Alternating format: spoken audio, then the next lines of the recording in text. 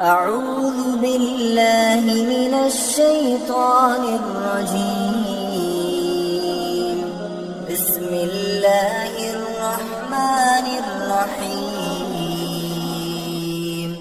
الحمد لله الذي أنزل على عبده الكتاب ولم يجعل له عوجا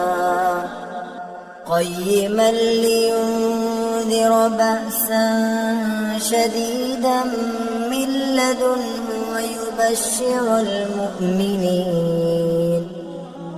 ويبشر المؤمنين الذين يعملون الصالحات أن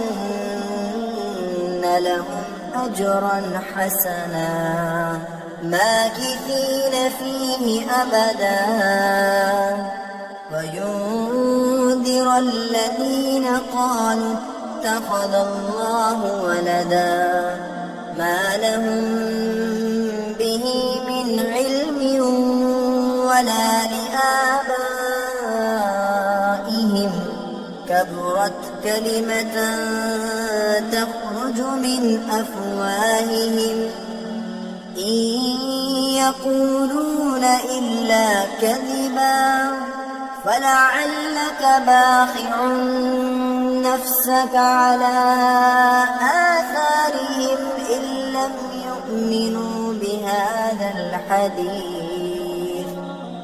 إن لم يؤمنوا بهذا الحديث أسفا إنا جعلنا ما على الأرض زينة لها لنبلوهم أيهم أحسن عملا وإنا لجاعلون ما عليها صعيدا جرزا أم حسبت أن أصحاب الكهف والرقيم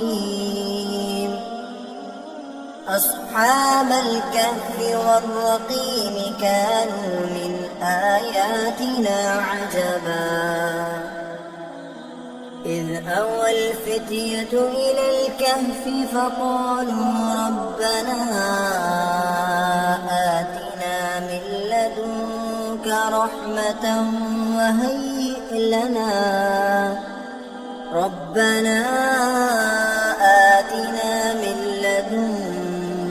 رحمة وهيئ لنا من أمرنا رشدا فضربنا على آذانهم في الكهف سنين عددا ثم بعثناهم لنعلم أي الحزبين أحصى لما لبثوا أمدا نحن نقص عليك نبأهم بالحق إنهم فتية آمنوا بربهم وزدناهم هدى وربطنا على قلوبهم إذ قاموا فقالوا ربنا رب السماوات والأرض لن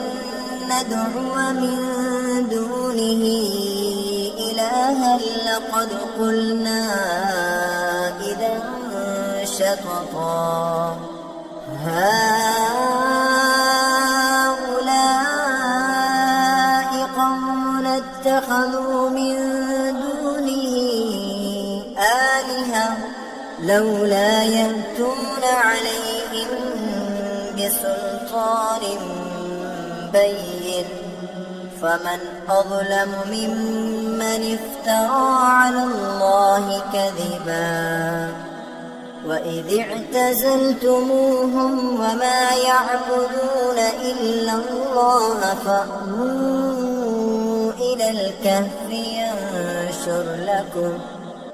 إلى الكهف ينشر لكم ربكم من رحمته ويهيئ لكم من أمركم مرفقا وترى الشمس إذا طلعت تزاور عن كهفهم ذات اليمين وإذا غربت تقرضهم ذات الشمال وهم في فجوة منه ذلك من آيات الله من يهد الله فهو المهتد ومن يضلل فلن تجد له وليا مرشدا وتحسبهم أيقاظا وهم رقود ونقلبهم ذات اليمين وذات الشمال وكلبهم باسط ذراعيه بالوصيد لو اطلعت عليهم لوليت منهم فرارا ولملئت منهم رعبا وكذلك بعثناهم ليتساءلوا بينهم قال قائل منهم كم لبثتم قالوا لبثنا يوما أو بعض يوم قالوا ربكم أعلم بما لبثتم فابعثوا أحدكم بورقكم هذه إلى المدينة فلينظر أيها أزكى طعاما فليأتكم برزق منه وليتلطف ولا يشعرن بكم أحدا إنهم إن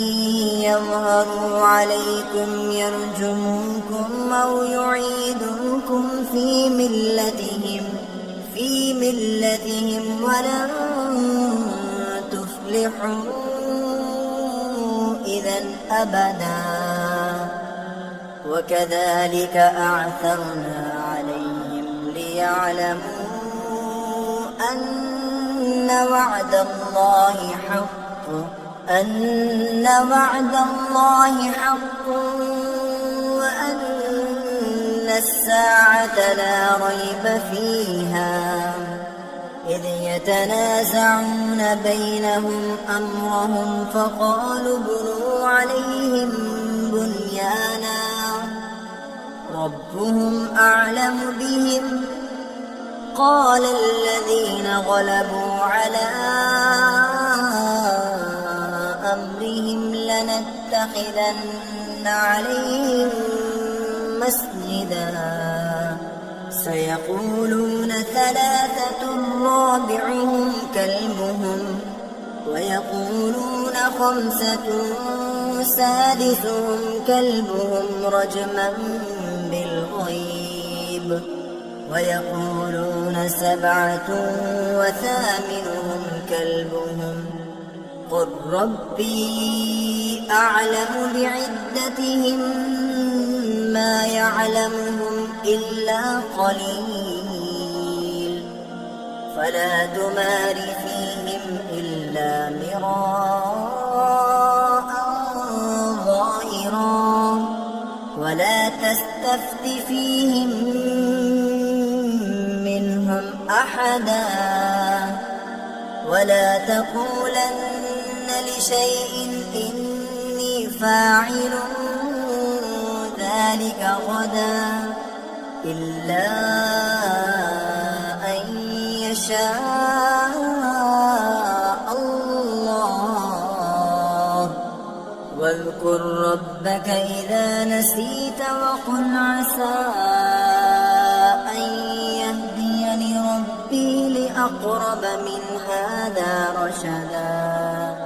ولبثوا في كهفهم 300 سنين وازدادوا 9 قل الله أعلم بما لبثوا له غيب السماوات والأرض أبصر به وأسمع ما لهم من دونه من ولي ولا يشرك في حكمه أحدا واتل ما أوحي إليك من كتاب ربك لا مبدل لكلماته ولن تجد من دونه ملتحدا واصبر نفسك مع الذين يدعون ربهم بالغداة والعشي يريدون وجهه ولا تعد عيناك عنه تريد زينة الحياة الدنيا ولا تطع من أغفلنا قلبه عن ذكرنا واتبع هواه وكان أمره فرطا وقل الحق من ربكم فمن شاء فليؤمن ومن شاء فليكفر إنا أعتدنا للظالمين نارا أحاط بهم سرادقها وإن يستغيثوا يغاثوا بماء كالمهل يشوي الوجوه بئس الشراب وساءت مرتفقا إن الذين آمنوا وعملوا الصالحات إنا لا نضيع أجر من أحسن عملا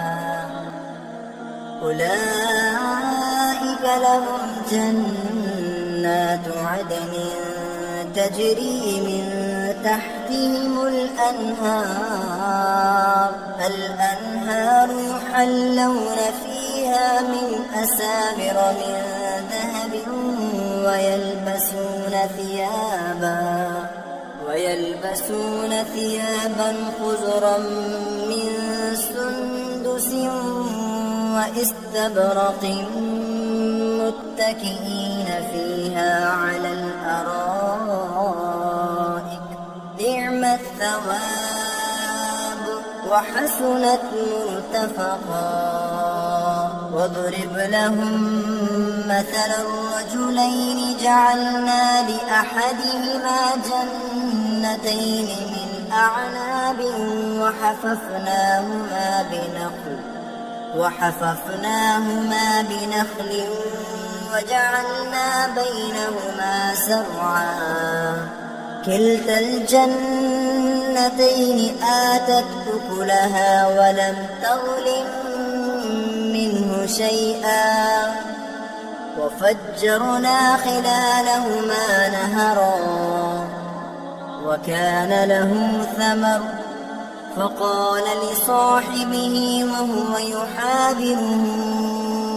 أنا أكثر منك مالا وأعز نفرا ودخل جنته وهو ظالم لنفسه قال ما أظن أن تبيد هذه أبدا وما أظن الساعة قائمة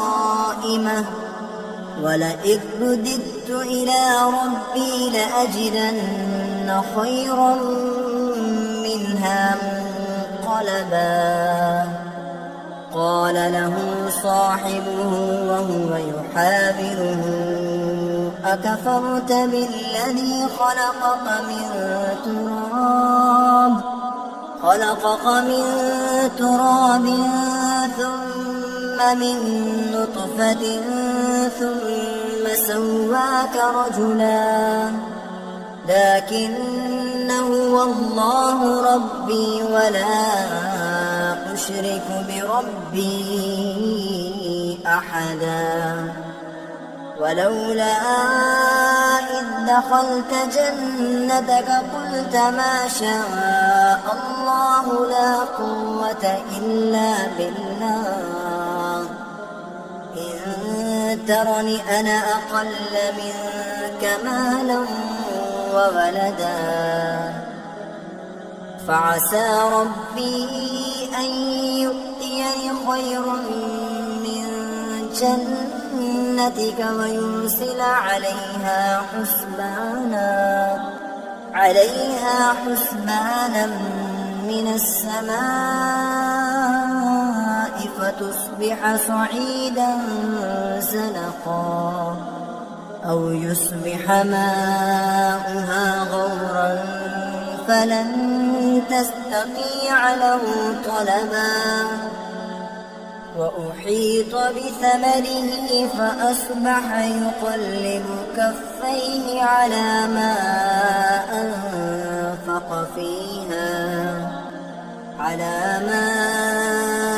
أنفق فيها وهي خاوية على عروشها ويقول يا ليتني لم أشرك بربي أحدا ولم تكن له فئة ينصرونه من دون الله وما كان منتصرا هنالك الولاية لله الحق هو خير ثوابا وخير عقبا وضرب لهم مثل الحياة الدنيا كماء إن أنزلناه من السماء فاختلط به نبات الأرض فأصبح هشيما تذروه الرياح وكان الله على كل شيء مقتدرا المال والبنون زينة الحياة الدنيا والباقيات الصالحات خير عند ربك ثوابا وخير أملا ويوم نسير الجبال وترى الأرض بارزة وحشرناهم فلم نغادر منهم أحدا وعرضوا على ربك صفا لقد جئتمونا كما خلقناكم أول مرة بل زعمتم أن لن نجعل لكم موعدا ووزع الكتاب فترى المجرمين مشفقين مما فيه ويقولون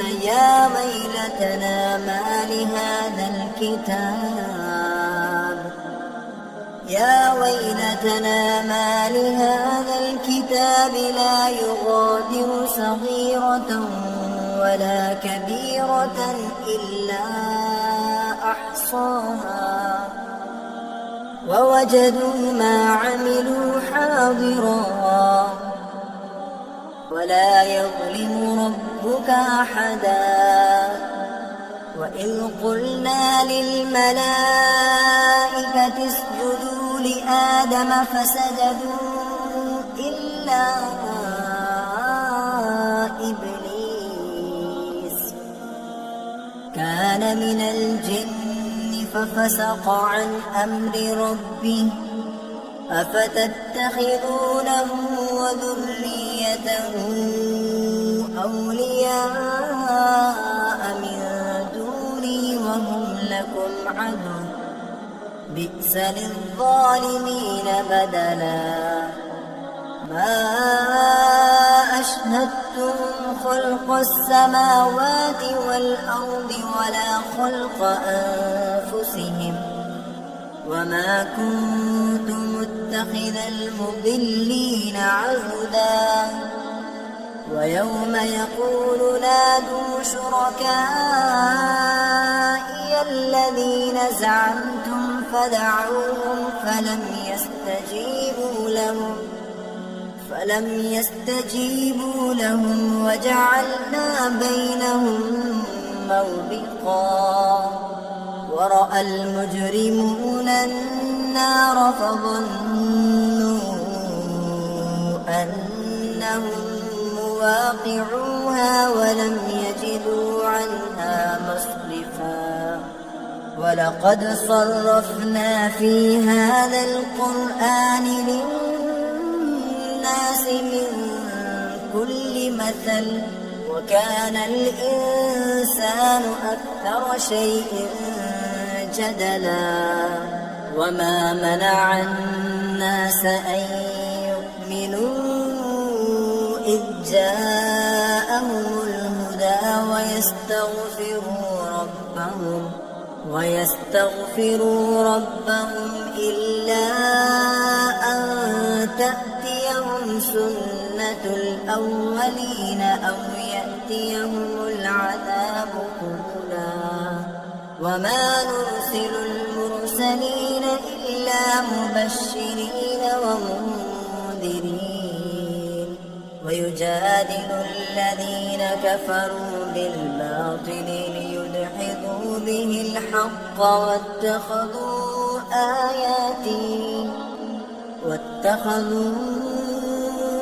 آياتي وما أنذروا هزوا ومن أظلم ممن ذكر بآيات ربه فأعرض عنها ونسي ما قدمت يداه إنا جعلنا على قلوبهم أكنة أن يفقهوا وفي آذانهم وقرا وإن تدعهم إلى الهدى فلن يهتدوا إذا أبدا وربك الغفور ذو الرحمة لو يؤاخذهم بما كسبوا لعجل لهم العذاب بل لهم موعد لن يجدوا من دونه موئلا وتلك القرى أهلكناهم لما ظلموا وجعلنا لمهلكهم موعدا وإذ قال موسى لفتاه لا أبرح حتى أبلغ مجمع البحرين أو أمضي حقبا فلما بلغا مجمع بينهما نسيا حوتهما فاتخذ سبيله في البحر سربا فلما جاوزا قال لفتاه آتنا غداءنا لقد لقينا من سفرنا هذا نصبا قال أرأيت إذ أوينا إلى الصخرة فإني نسيت الحوت وما أنسانيه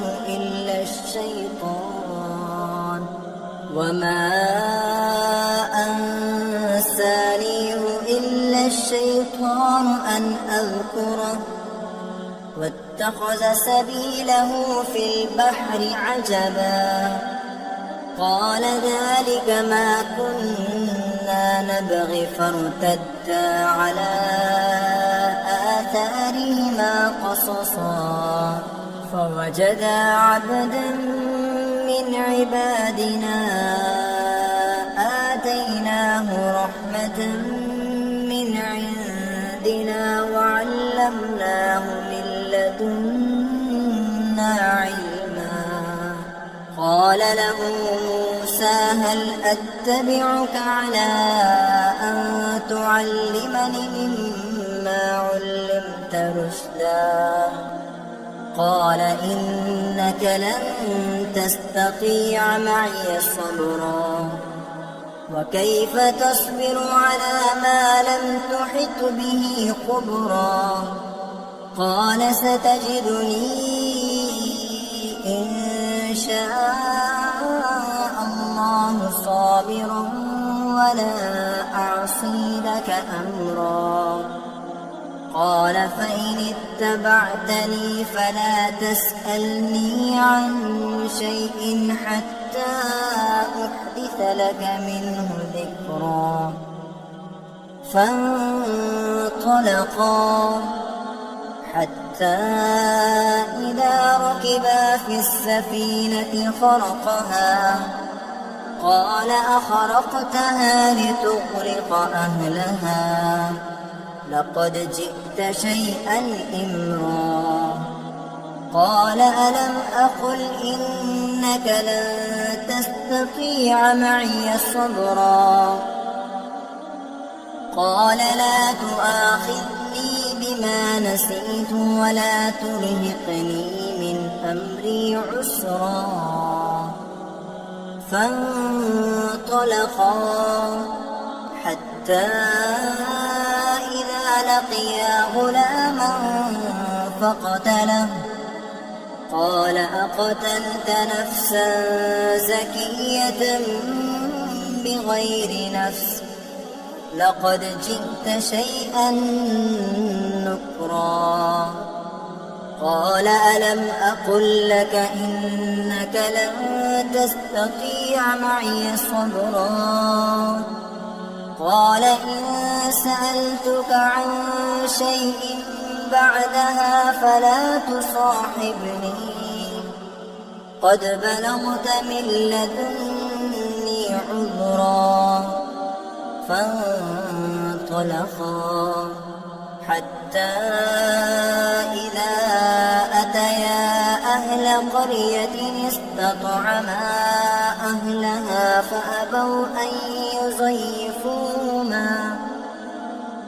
فأبوا أن يضيفوهما فوجدا فيها جدارا يريد أن ينقض فأقامه قال لو شئت لاتخذت عليه أجرا قال هذا فراق بيني وبينك سأنبئك بتأويل ما لم تستطع عليه صبرا أما السفينة فكانت لمساكين يعملون في البحر فأردت أن أعيبها وكان وراءهم ملك يأخذ كل سفينة غصبا وأما الغلام فكان أبواه مؤمنين فخشينا أن يرهقهما طغيانا وكفرا فأردنا أن يبدلهما ربهما خيرا منه زكاة وأقرب رحما وأما الجدار فكان لغلامين يتيمين في المدينة وكان تحته كنز لهما وكان أبوهما صالحا فأراد ربك أن يبلغا أشدهما ويستخرجا كنزهما رحمة من ربك وما فعلته عن أمري ذلك تأويل ما لم تستطع عليه صبرا ويسألونك عن ذي القرنين قل سأتلو عليكم منه ذكرا إنا مكنا له في الأرض وآتيناه من كل شيء سببا فأتبع سببا حتى إذا بلغ مغرب الشمس وجدها تغرب في عين حمئة ووجد عندها قوما. قلنا يا ذا القرنين إما أن تعذب وإما أن تتخذ فيهم حسنا. قال أما من ظلم فسوف نعذبه ثم يرد إلى ربه فيعذبه عذابا نكرا. وأما من آمن وعمل صالحا فله جزاء الحسنى وسنقول له من أمرنا يسرا. ثم أتبع سببا حتى إذا بلغ مطلع الشمس وجدها تطلع على قوم لم نجعل لهم من دونها سترا كذلك وقد أحطنا بما لديه خبرا. ثم أتبع سببا حتى إذا بلغ بين السدين وجد من دونهما قوما لا يكادون يفقهون قولا. قالوا يا ذا القرنين إن يأجوج ومأجوج مفسدون في الأرض فهل نجعل لك خرجا على أن تجعل بيننا وبينهم سدا. قال ما مكني فيه ربي خير فأعينوني بقوة أجعل بينكم وبينهم ردما. آتوني زبر الحديد حتى إذا ساوى بين الصدفين قال انفخوا حتى إذا جعله نارا قال آتوني أفرغ عليه قطرا. فما استطاعوا أن يظهروه وما استطاعوا له نقبا. قال هذا رحمة من ربي فإذا جاء وعد ربي جعله دكا وكان وعد ربي حقا. وتركنا بعضهم يومئذ يموج في بعض ونفخ في الصور فجمعناهم جمعا. وعرضنا جهنم يومئذ للكافرين عرضا. الذين كانت أعينهم في غطاء عن ذكري وكانوا لا يستطيعون سمعا. أفحسب الذين كفروا أن يتخذوا عبادي من دوني أولياء إنا أعتدنا جهنم للكافرين نزلا. قل هل ننبئكم بالأخسرين أعمالا الذين ضل سعيهم في الحياة الدنيا وهم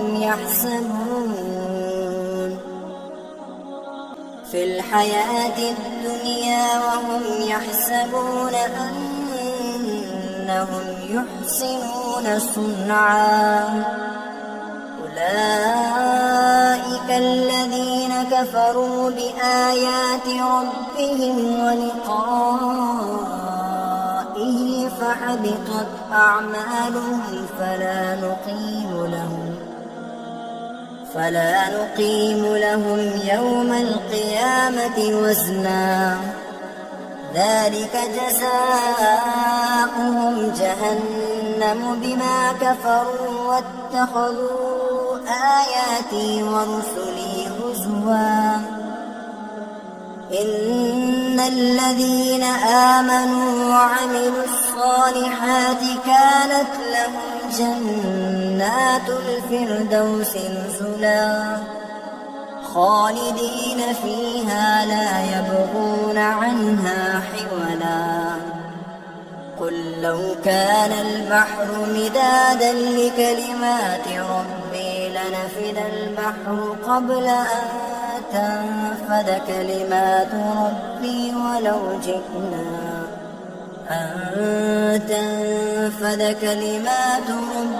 ولو جئنا بمثله مددا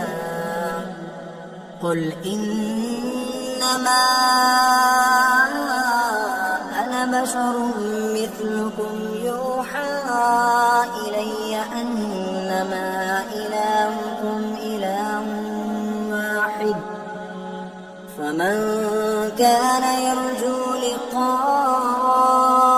ربه فليعمل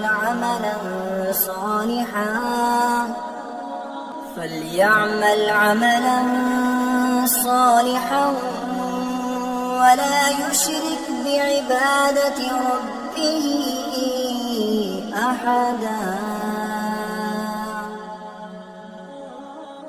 أعوذ بالله من الشيطان الرجيم. بسم الله الرحمن الرحيم.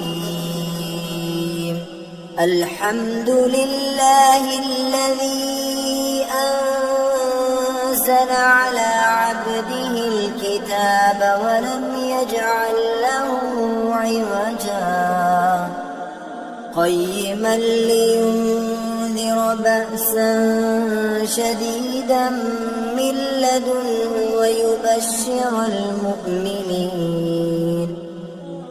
ويبشر المؤمنين الذين يعملون الصالحات أن لهم أجرا حسنا ماكثين فيه أبدا وينذر الذين قالوا اتخذ الله ولدا ما لهم به من علم ولا لآبائهم كبرت كلمة تخرج من أفواههم إن يقولون إلا كذبا فلعلك باخع نفسك على آثارهم إن لم يؤمنوا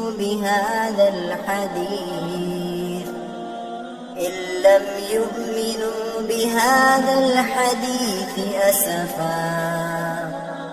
إنا جعلنا ما على الأرض زينة لها لنبلوهم أيهم أحسن عملا وإنا لجاعلون ما عليها صعيدا جرزا. أم حسبت أن أصحاب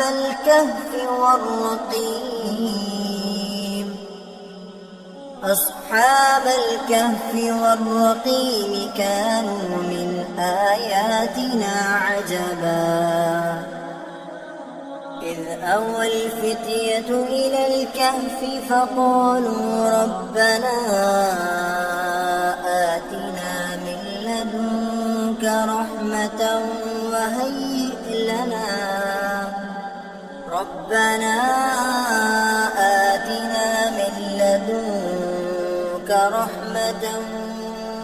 وهيئ لنا من أمرنا رشدا. فضربنا على آذانهم في الكهف سنين عددا ثم بعثناهم لنعلم أي الحزبين أحصى لما لبثوا أمدا نحن نقص عليك نبأهم بالحق إنهم فتية آمنوا بربهم وزدناهم هدى وربطنا على قلوبهم إذ قاموا فقالوا ربنا رب السماوات والأرض لن ندعو من دونه إلها لقد قلنا إذا شططا هؤلاء قوم اتخذوا من دونه آلهة لولا يأتون عليهم بسلطان بين فمن أظلم ممن افترى على الله كذبا وإذ اعتزلتموهم وما يعبدون إلا الله فأووا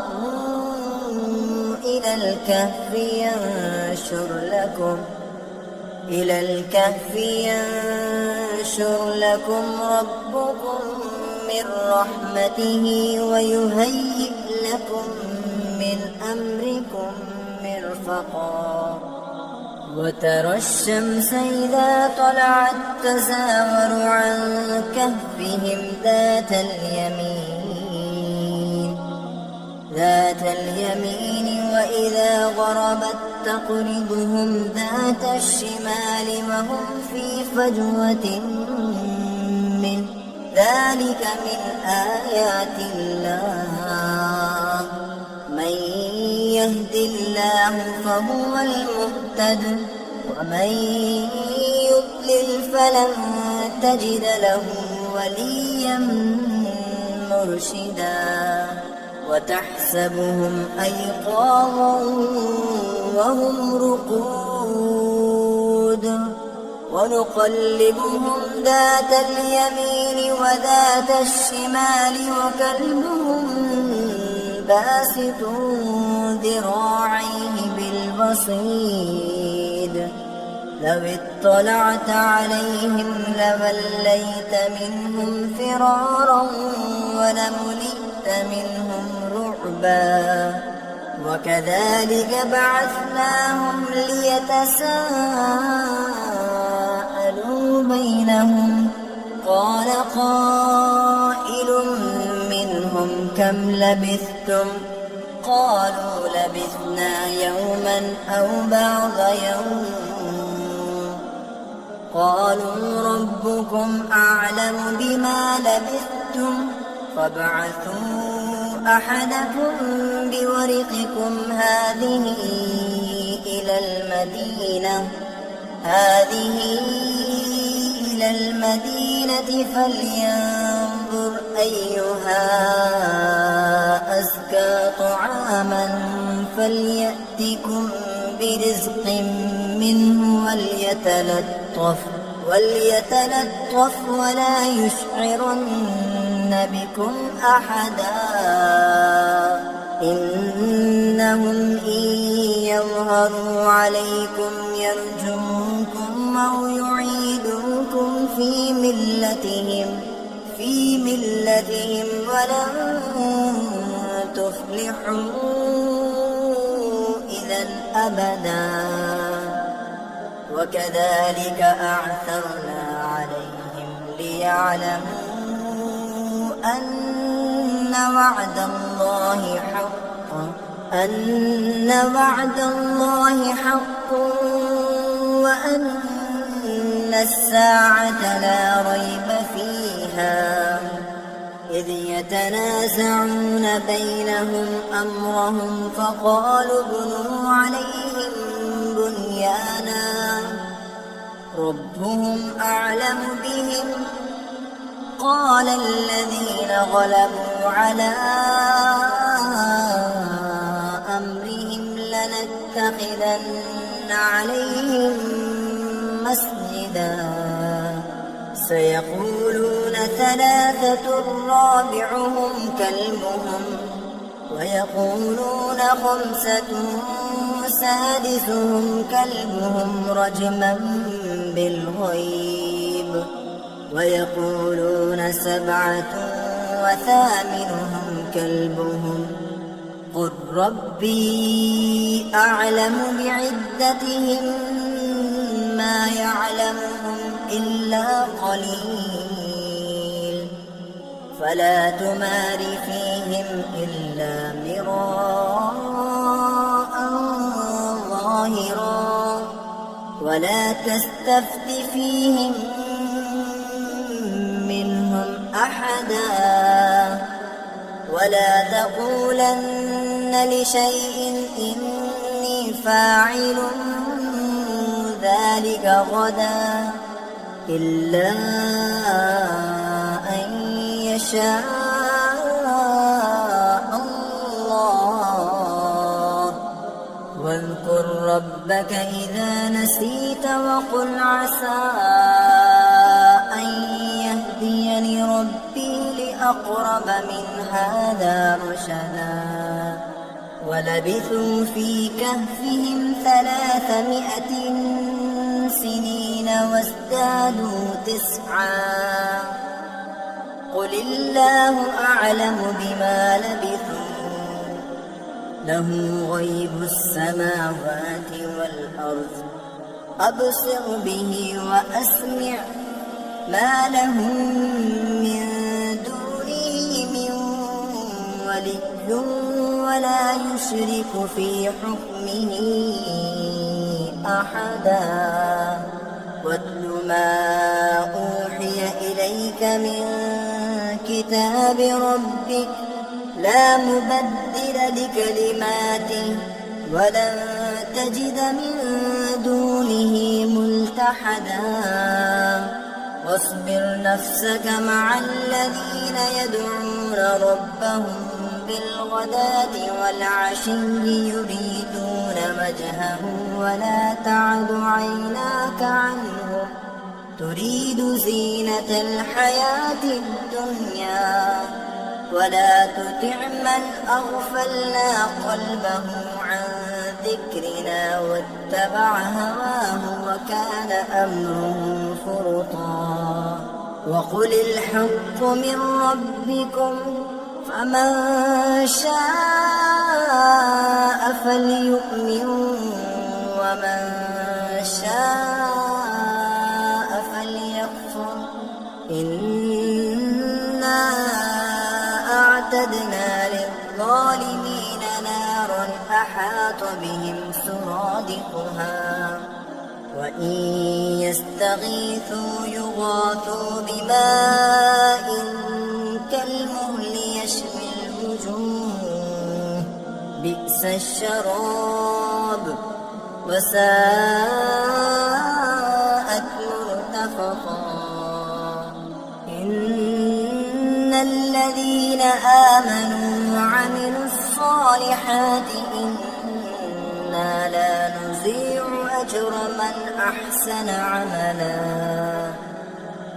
أولئك لهم جنات عدن تجري من تحتهم الأنهار يحلون فيها من أساور من ذهب ويلبسون ثيابا خضرا من سندس واستبرق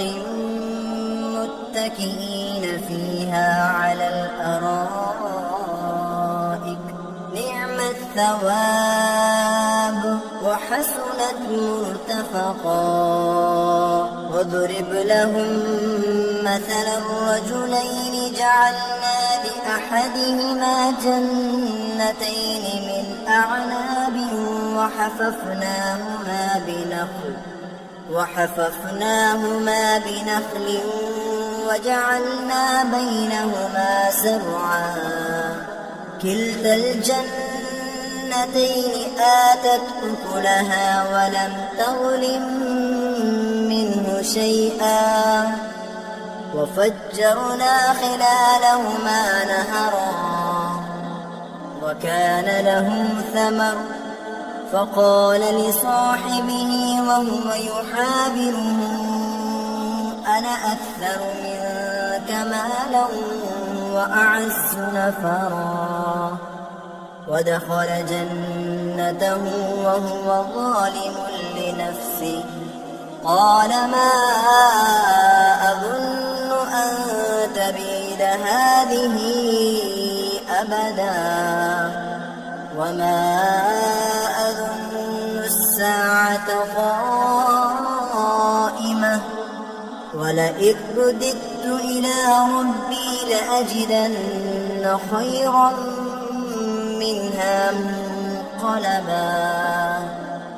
قال له صاحبه وهو يحاوره أكفرت بالذي خلقك من تراب ثم من نطفة ثم سواك رجلا لكن هو الله ربي ولا أشرك بربي أحدا ولولا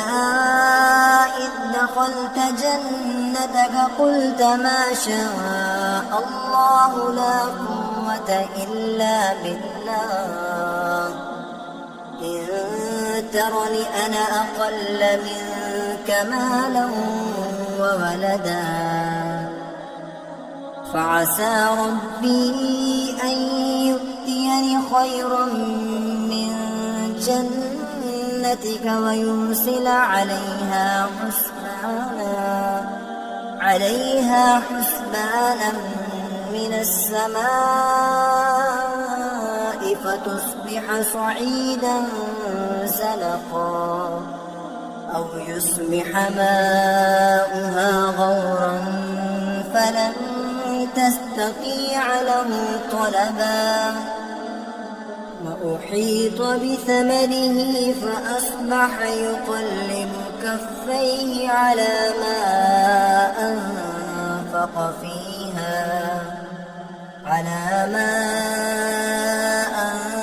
أنفق فيها وهي خاوية على عروشها ويقول يا ليتني لم أشرك بربي أحدا ولم تكن له فئة ينصرونه من دون الله وما كان منتصرا هنالك الولاية لله الحق هو خير ثوابا وخير عقبا واضرب لهم مثل الحياة الدنيا كماء إن أنزلناه من السماء فاختلط به نبات الأرض فأصبح هشيما تذروه الرياح وكان الله على كل شيء مقتدرا المال والبنون زينة الحياة الدنيا والباقيات الصالحات خير عند ربك ثوابا وخير أملا ويوم نسير الجبال وترى الأرض بارزة وحشرناهم فلم نغادر منهم أحدا وعرضوا على ربك صفا لقد جئتمونا كما خلقناكم أول مرة بل زعمتم أن لن نجعل لكم موعدا ووزع الكتاب فترى المجرمين مشفقين مما بما فيه ويقولون يا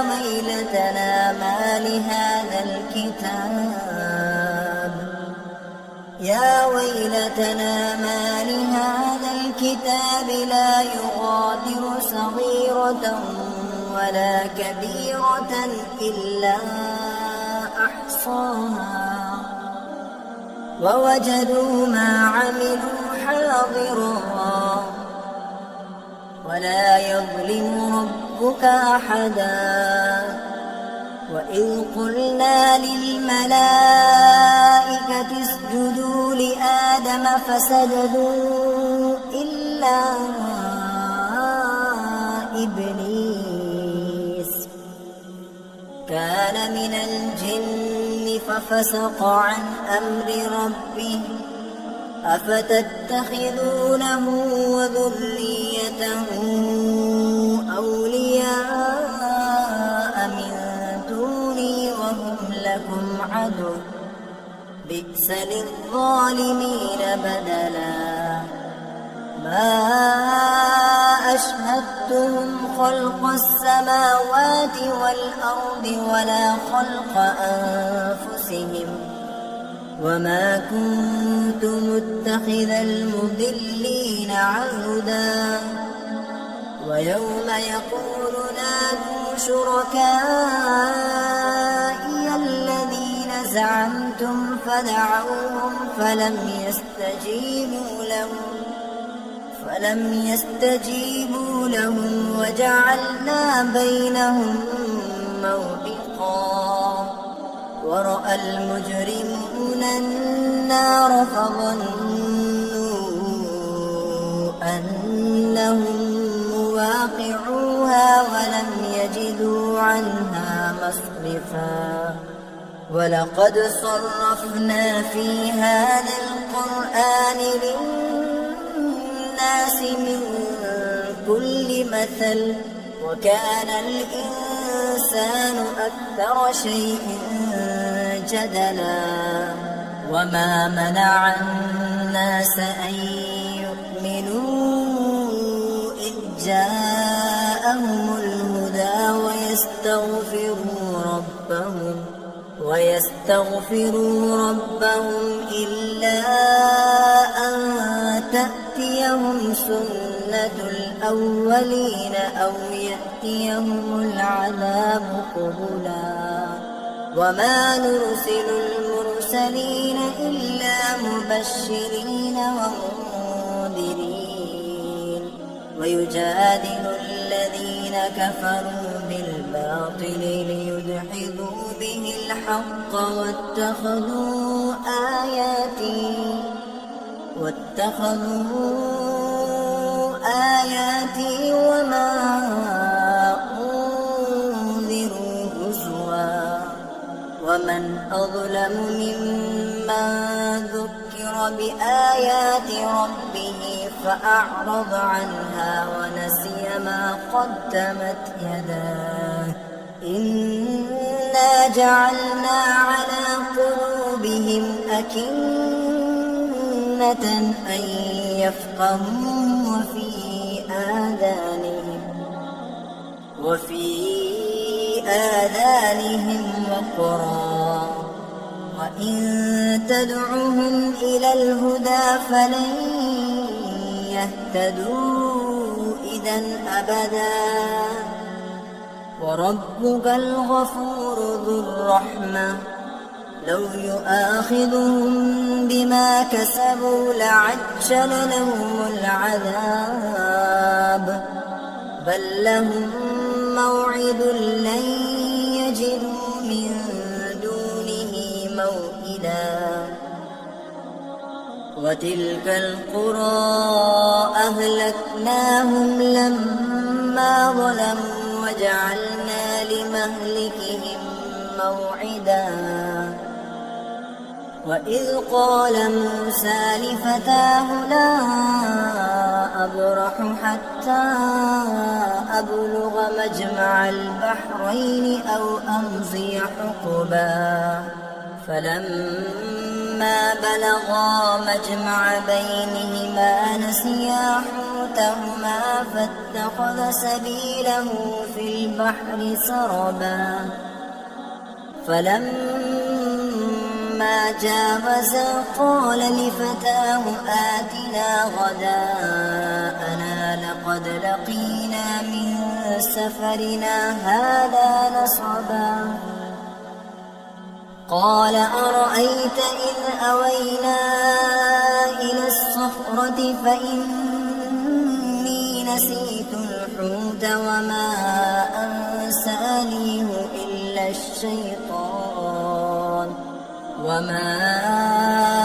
أنسانيه إلا الشيطان أن أذكره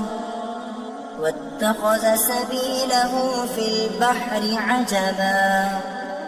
قال ذلك ما كنا نبغي فارتدا على آثارهما قصصا فوجدا عبدا من عبادنا آتيناه رحمة من عندنا وعلمناه من لدنا علما قال له موسى هل أتبعك على أن تعلمني مما علمت رشدا قال إنك لن تستطيع معي صبرا وكيف تصبر على ما لم تحط به خبرا قال ستجدني إن شاء الله صابرا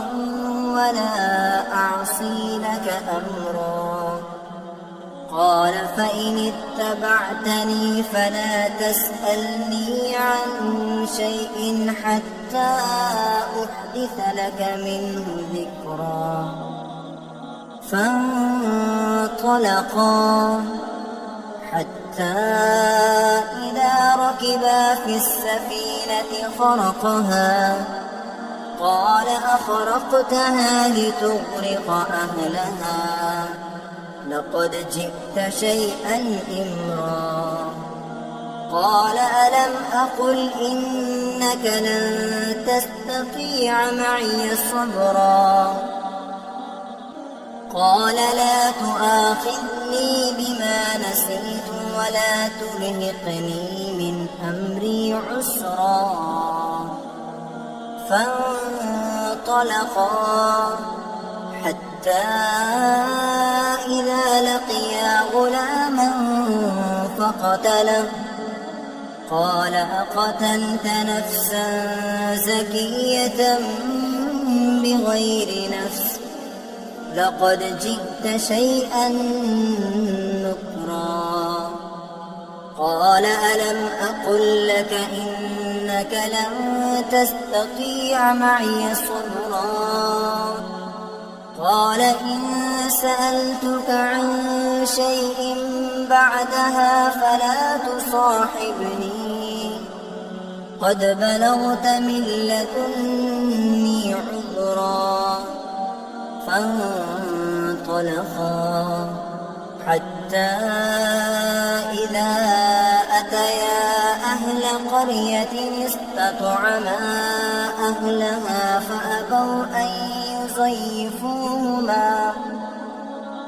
فأبوا أن يضيفوهما فوجدا فيها جدارا يريد أن ينقض فأقامه قال لو شئت لاتخذت عليه أجرا قال هذا فراق بيني وبينك سأنبئك بتأويل ما لم تستطع عليه صبرا أما السفينة فكانت لمساكين يعملون في البحر فأردت أن أعيبها وكان وراءهم ملك يأخذ كل سفينة غصبا وأما أما الغلام فكان أبواه مؤمنين فخشينا أن يرهقهما طغيانا وكفرا فأردنا أن يبدلهما ربهما خيرا منه زكاة وأقرب رحما وأما الجدار فكان لغلامين يتيمين في المدينة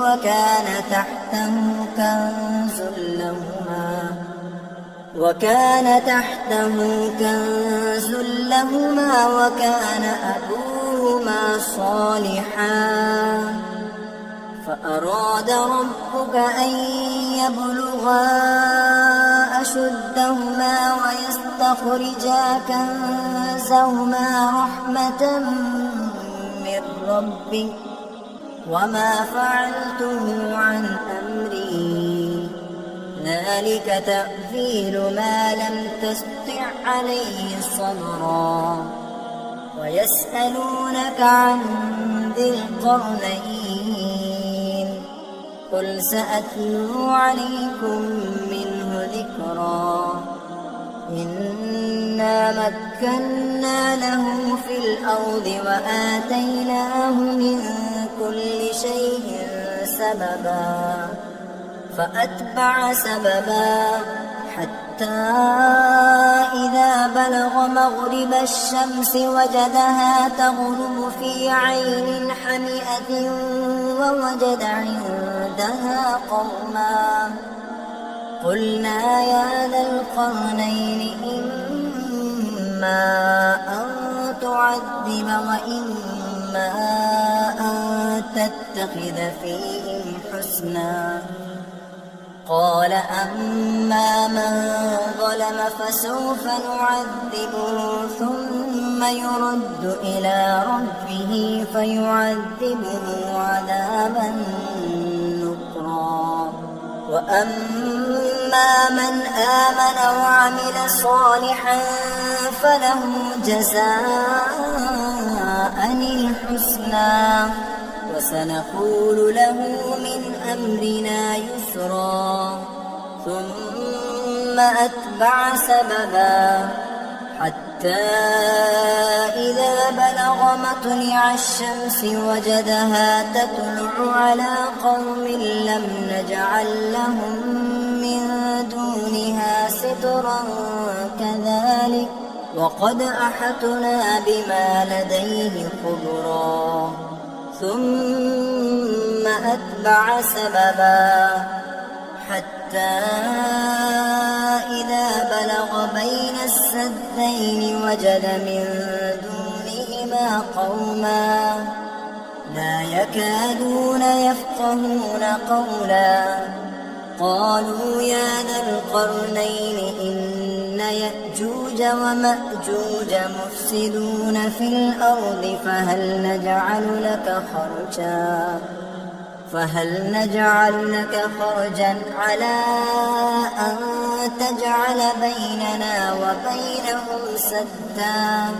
قال ما مكني فيه ربي خير فأعينوني بقوة أجعل بينكم وبينهم ردما آتوني زبر الحديد حتى إذا ساوى بين الصدفين قال انفخوا حتى إذا جعله نارا قال آتوني أفرغ عليه قطرا فما استطاعوا أن يظهروه وما استطاعوا له نقبا قال هذا رحمة من ربي فإذا جاء وعد ربي جعله دكا وكان وعد ربي حقا وتركنا بعضهم يومئذ يموج في بعض ونفخ في الصور فجمعناهم جمعا وعرضنا جهنم يومئذ للكافرين عرضا الذين كانت أعينهم في غطاء عن ذكري وكانوا لا يستطيعون سمعا أفحسب الذين كفروا أن يتخذوا عبادي من دوني أولياء إنا أعتدنا جهنم للكافرين نزلا قل هل ننبئكم بالأخسرين أعمالا الذين ضل سعيهم في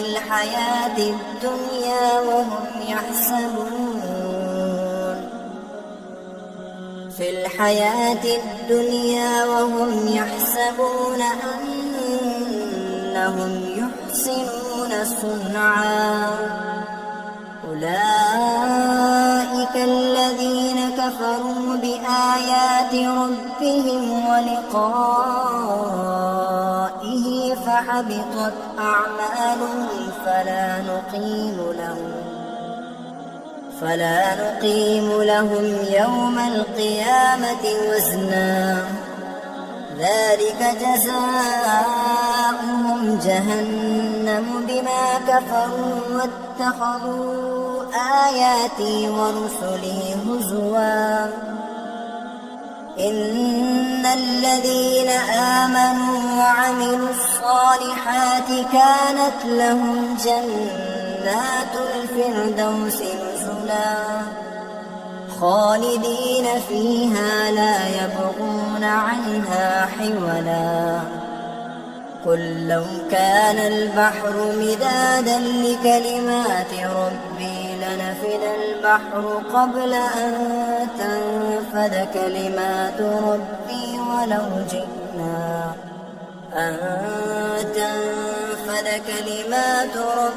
ولو جئنا بمثله مددا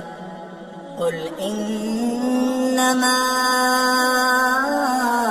أنا بشر مثلكم يوحى إلي أنما إلهكم إله واحد فمن كان يرجو لقاء ربه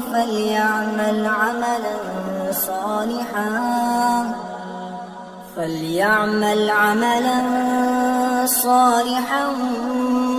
ولا يشرك بعبادة ربه أحدا.